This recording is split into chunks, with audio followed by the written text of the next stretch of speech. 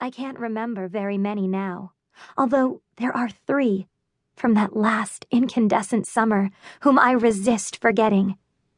They were all marching toward their own secret fates, and long before the next decade rolled around, each would escape in her own way. One would be famous, one would be married, and one would be dead. That is what I want to tell you about. The girls with their short skirts and bright eyes and big city dreams.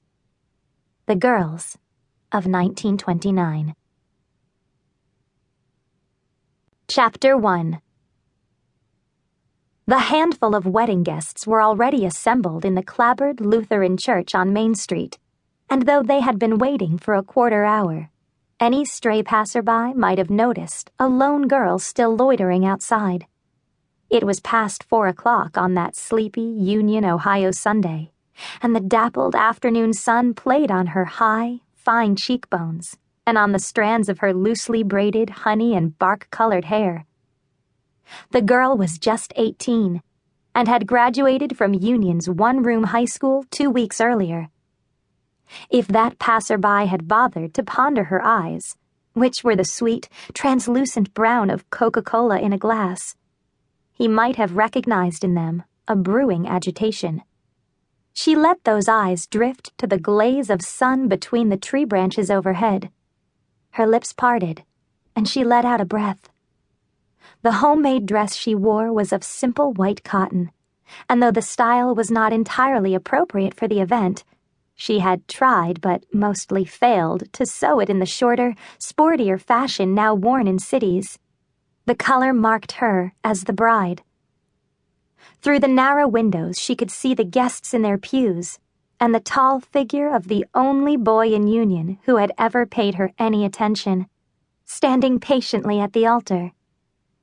He was wearing his father's black suit, and his sand-colored hair was a little overgrown and rough around his face, which was big and pleasing, but not yet a man's. The sight of him made her agitation worse, and she drew back a little and closed her eyes. Everything had happened so quickly. She hadn't really believed there would be a wedding until that morning, when she woke up and it suddenly dawned on her that her situation was quite real. "Cordelia!" She turned at the sound of her name and saw her best friend, Letty Halbstadt, whose eyes stood out like 2 pure blue planets against the white oval of her face.